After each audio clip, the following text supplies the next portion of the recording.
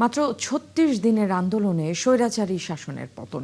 ২ বছর আগে ৩ আগস্ট শহীদ মিনারেই আসে হাসিনা সরকারের পতনের ঘোষণা। সেই ঘোষণার ৩৬ ঘন্টার মধ্যেই ক্ষমতা ছেড়ে ভারতে পালিয়ে যান শেখ হাসিনা। ছাত্রনেতারা জানান, মানুষের মনে থাকা আকাঙ্ক্ষার কথাই সেদিন ঘোষণা করেন তারা। রাশেদ আনিসের প্রতিবেদন।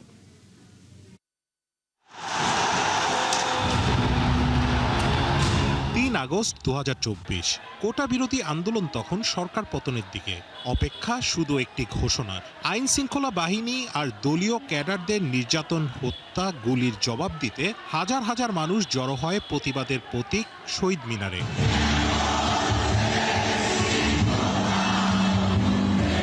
এদিন দুপুরের পর থেকে ছাত্র জনতা ভিড় করেন শহীদ মিনারে। কারো হাতে রক্ত ভেজা শার্ট, কারো কাঁধে শহীদের লাশ। কেউ এসেছিলেন ভাই হারিয়ে, অনেকে সন্তান হারিয়ে।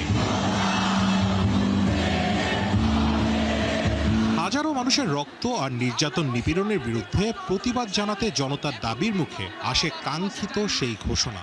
বাংলাদেশের মানুষের জীবনের নিরাপত্তা, সমাজের ন্যায় বিচার প্রতিষ্ঠার জন্য আমরা এক দফার সিদ্ধান্তে উপনীত হয়েছি। আন্দোলনকারীরা তখনও নিশ্চিত ছিলেন না এক দফা ঘোষণার ফলাফলের বিষয়ে। তবে লাখো জনতার উপস্থিতি তাদের অনুপ্রাণিত করে সর্বোচ্চ ঝুঁকি নিতে।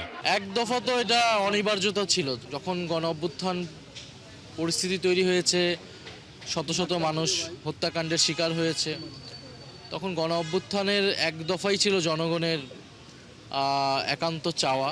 তা আমাদের জায়গা থেকে আমরা সেই দায়িত্বটা পালন করেছি। এক দফার আরও আগেই এক দফার পরিস্থিতি তৈরি হয়েছিল, আমরা অপেক্ষা করতেছিলাম। ইতিমধ্যে কিন্তু সারা বাংলাদেশে মানুষের মধ্যে এক দফা কিন্তু মুখে মুখে ছড়িয়ে গেছে। ৩ তারিখে আনুষ্ঠানিকভাবে ঘোষণা আসার আগেই মানুষেরা কিন্তু শেখ হাসিনার বিদায় পতন এবং শেখ হাসিনা থেকে মুক্তি, এই কথাগুলো কিন্তু মানুষেরা ইতিমধ্যে তাদের মধ্যে বলা বলি শুরু করে ফেলেছে। তারই একটা ঘোষণা ৩ তারিখে এলো এবং সেই ঘোষণাটা বাংলাদেশের আপামর জনতার মধ্যে সেটা ছড়িয়ে পড়লো। তারপর থেকেই ঐতিহাসিক এক লড়াই দেখে বিশ্ববাসী। লাখ লাখ মানুষ নেমে আসে রাস্তায়। বিপরীতে শাসকের নিপীড়নে ৪ আগস্ট প্রাণ হারান শতাধিক মানুষ। আর ৫ তারিখের ঘটনা নাড়িয়ে দেয় পুরো দেশকে। লক্ষ মানুষের গন্তব্য হয় গণভবন। প্রতিটি মানুষের স্লোগান পরিণত হয় গগনবিদারী চিৎকারে। এক দফায় এক হয় পুরো দেশ। পালাতে বাধ্য হয় স্বৈরশাসক শেখ হাসিনা। রাশেদ আনিস, ৭১, ঢাকা।